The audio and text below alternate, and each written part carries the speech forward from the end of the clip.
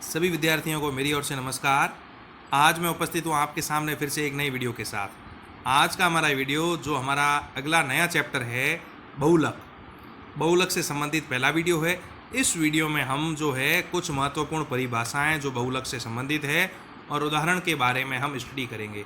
ठीक है, उदाहरण के माध्यम से भी हम उन परिभाषाओं को कैसे याद रखना है उसके बारे में समझेंगे। ठीक, तो मैं अब स्टार्ट कर रहा हूँ। यह हमारा पहला वीडियो है, इसलिए जो विद्यार्थी पिछले चैप्टर में शुरू से नहीं जुड़ पाए, आज इस वीडियो के द्वारा अगर वे नए चैप्टर से शुरू से कनेक्ट रहते हैं तो यह चैप्टर पिछले चैप्टर की तुलना में काफ़ी छोटा भी है और आसान भी है।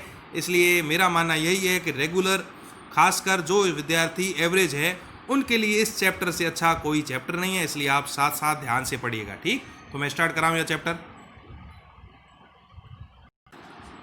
देखिए, हमारे वर्ड है बहुलक। बहुलक को अंग्रेजी में कहते हैं पॉलीमर।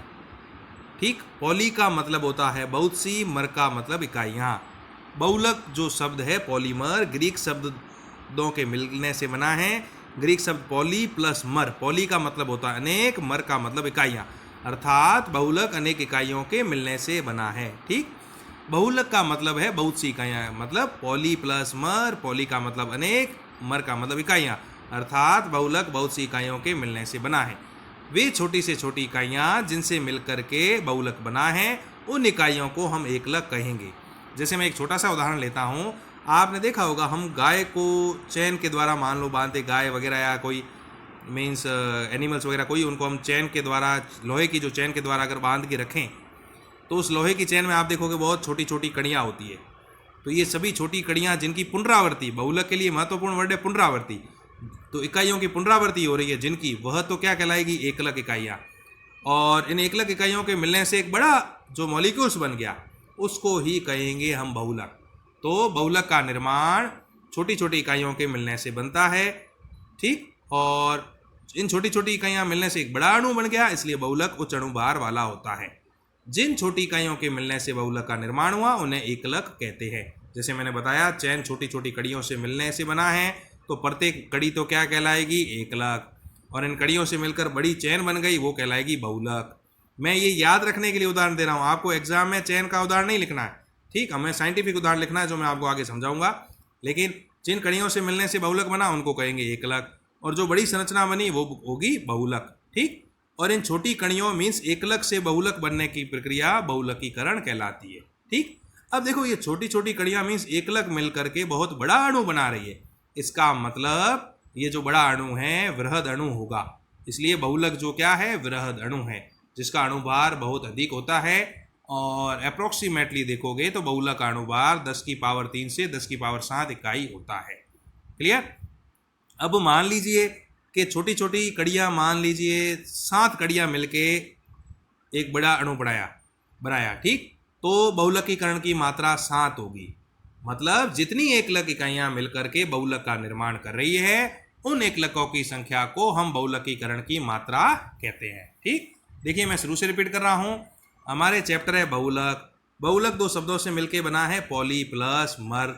ग्रीक शब्दों, पॉली का मतलब है बहुत सी, मर का मतलब इकाइयाँ, अर्थात बहुत सी छोटी छोटी इकाइयाँ मिलकर के बहुलक बनाती है। ठीक, जिन छोटी इकाइयों के मिलने से बहुलक बना उन छोटी इकाइयों को एकलक कहते हैं। और छोटी छोटी इकाइयाँ मिलकर के बहुलक मीन्स बड़ा अणु बना रही है जिसका अणुभार उच्च है, अतः बहुलक उच्च अणुभार वाला होता है। और बहुलक का अणुभार लगभग अप्रोक्सीमेट 10 की पावर 3 से 10 की पावर 7 इकाई होता है। ठीक, बहुलक के निर्माण में जितनी छोटी छोटी एकलक इकाइयाँ भाग लेती है उसे बहुलकीकरण की मात्रा कहते हैं। और छोटी छोटी इकाइयों से मिलकर बहुलक बनने की प्रक्रिया बहुलकीकरण कहलाती है। ठीक, और क्लियर। तो इसके साथ यह पेज हमारा क्लियर होता है। अब एक इंपॉर्टेंट पॉइंट, बहुलक को वृहद अणु कहते हैं, हमने पढ़ लिया, लेकिन सभी वृहद अणु बहुलक को ऐसा जरूरी नहीं है। इसको मैं क्वेश्चन के माध्यम से क्लियर कराऊं। ठीक है, तो कंटिन्यू आगे बढ़ते हैं। देखिए, एक बहुत अच्छा क्वेश्चन है कि सभी बहुलक वृहद अणु हैं, लेकिन सभी वृहद अणु बहुलक नहीं, क्यों? जैसा मैंने आपको बताया ही था, बहुलक छोटे छोटे मीन्स मॉलिक्यूल्स की पुनरावृत्ति से मिलकर बड़ा अणु बनाते हैं, इसलिए बहुलक को वृहद अणु का। आप एक इंपॉर्टेंट चीज़ ध्यान रखिएगा, नोट्स में यह पॉइंट लिख रखा है, इसको हल्का सा एक्सप्लेन किया हुआ, लेकिन यहाँ मैंने डिटेल में एक्सप्लेन किया है और आपको यह सवाल और उत्तर, क्वेश्चन आंसर नोट्स के अंदर ऐड करना है। नोट्स में सब कुछ लिख रखा है, ये टॉपिक भी लिख रखा है, लेकिन मैंने इसको क्वेश्चन वाइज अलग से एक्सप्लेन नहीं किया है। इसलिए स्पेशली मेरा आपको यही कहना है, आप नोट्स में यह प्रश्न लिख के यह उत्तर ज़रूर लिखना। और एक चीज़ ध्यान रखिए, मैंने नोट्स में भी सभी जो पॉइंट्स है, टॉपिक्स है, क्वेश्चन वाइज ही लिखे हैं, तो आप इस क्वेश्चन को कहीं भी लिख सकते हो। जैसे आपने बहुलक के कुछ डेफिनेशंस वगैरह लिखी, तो एक क्वेश्चन खत्म होने के बाद इसको जरूर कहीं लिख लीजिएगा, इंपॉर्टेंट क्वेश्चन है एक। ठीक, तो क्वेश्चन है सभी बहुलक वृहद अणु है। क्यों? बहुलक इकाइयों की पुनरावृत्ति से बना था। जो इकाइयों की पुनरावृत्ति से बनता है वह बहुलक होता है। अब इकाइयाँ सेम हो सकती है तो उसे समबहुलक कहेंगे, और इकाइयाँ अलग अलग होगी, शर्त है पुनरावृत्ति होनी चाहिए। बहुलक के लिए वर्ड ही इंपॉर्टेंट है, पुनरावृत्ति। तो इकाई मान लो एक ये आई, एक ये आई, एक वापस ये आई तो एक वापस दूसरी आई, ये मान लीजिए ए बी। अब या इकाइयाँ देखो अलग अलग है लेकिन पुनरावृत्ति तो हो रही है। और या फिर ये भी हो सकता था ए, तो यहाँ पर एक ही प्रकार की इकाई की पुनरावृत्ति, लेकिन पुनरावृत्ति इसमें भी हो रही है, इसमें भी हो रही है। तो बहुलक वह होगा जो एकलक इकाइयों की पुनरावृत्ति से बनता है। क्लियर? और अगर एक ही प्रकार की एकलक इकाइयाँ होगी तो उसको समबहुलक कहेंगे, और अलग अलग प्रकार की होगी तो उसे विषम बहुलक कहेंगे। यह हम समबहुलक विषम बहुलक जो आगे वर्गीकरण पढ़ेंगे वहाँ पढ़ेंगे, लेकिन फिलहाल याद रखना है बहुलक एकलक इकाइयों की पुनरावृत्ति से बनता है। ठीक, जो संरचनात्मक रूप से जो है संरचनात्मक इकाइयों की पुनरावृत्ति से बनता है। लेकिन मैं बात करूं वृहद अणु की, तो A B C P Q means यहाँ देखो आप पुनरावृत्ति नहीं हो रही, किसी की ए की पुनरावृत्ति नहीं हो रही है। मान लो ए कहीं पर आ गया, वापस आ गया मान लो, तो उसके बाद ए कहीं और आ जाएगा, मतलब कोई प्रॉपर वे में पुनरावृत्ति भी नहीं होगी। ठीक है, और कोई प्रॉपर उसका सीक्वेंस भी नहीं होगा। तो वृहद, ये भी वृहद अणु है, यह भी एक बड़ा अणु है, लेकिन यह बिना पुनरावृत्ति के बना है।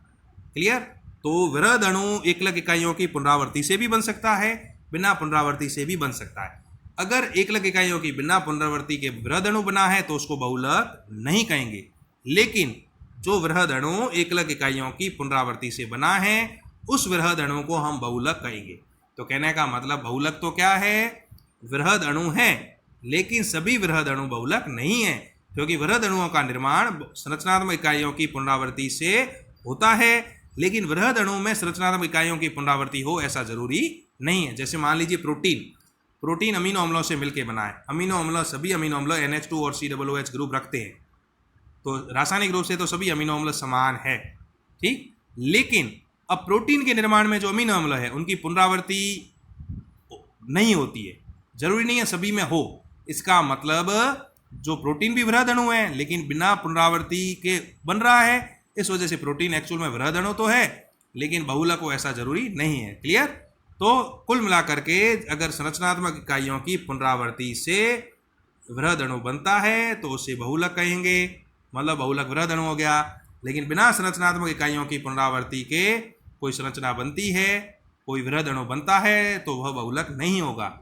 ठीक, वृहद अणु तो होगा लेकिन बहुलक नहीं होगा। तो कुल मिलाकर के सभी बहुलक वृहद अणु हैं लेकिन सभी वृहद अणु बहुलक नहीं है। क्लियर? तो इसके साथ एक क्वेश्चन क्लियर होता है, आपको क्वेश्चन कॉपी में नोट करना है। ठीक, क्वेश्चन आंसर दोनों। तो कंटिन्यू करते हैं इसको। नेक्स्ट है, देखो एक छोटे से उदाहरण के द्वारा मैं सारी डेफिनेशंस क्लियर कर रहा हूँ। एथीन आपने पढ़ रखा होगा, CH2 डबल बॉन्ड CH2, इसको एथीन बोलते हैं। ठीक, तो मैं मान लीजिए ethene ethene ethene ethene ethene, बहुत सारे एथीन मिले, क्या बनी? पॉलीथीन बनी। क्लियर? अब आप देखिए कितने एथीन मॉलिक्यूल मिले? n एथीन मिलके पॉलीथीन का निर्माण किया। एथीन के कितने मॉलिक्यूल मिले? n। तो जितने मॉलिक्यूल एकलक के मॉलिक्यूल मिलकर के बहुलक बनाते हैं उसे बहुलकीकरण की मात्रा कहते हैं। तो यहाँ बहुलकीकरण की मात्रा क्या होगी? n, number 1। नंबर 2, पुनरावृत्ति किसकी हो रही है? एथीन की, इसलिए एकलक कौन होगा? एथीन। तो यहाँ एथीन एकलक है, और एकलक एथीन की पुनरावृत्ति से क्या बन रहा है? बहुलक पॉलीथीन। ठीक, अब आप देखो इस डैश का मतलब समझिएगा। जैसे देखो यहाँ मैंने लिख रखा है CH2 डबल बॉन्ड CH2, और यहाँ मैंने लिख रखा है CH2 डैश डैश और इधर n। इसका मतलब ये है, ये बहुत लंबी चेन है, इतनी नहीं है, इसमें लंबी चेन में n मॉलिक्यूल आपस में जुड़े हुए, मतलब इस CH2 से ऐसा कैसा मॉलिक्यूल और जुड़ा हुआ है, इधर से भी ऐसा कैसा और जुड़ा हुआ है। कंटिन्यू काफ़ी लंबी चेन है, ठीक। तो क्या बना, पॉलीथीन, बहुलक बना। आप सोचोगे यहाँ तो मैंने एक ही मॉलिक्यूल लिखा, बहुलक कैसे हुआ? नहीं, आप देखिए नीचे मैंने N लिख रखा है, इसका मतलब CH2 CH2,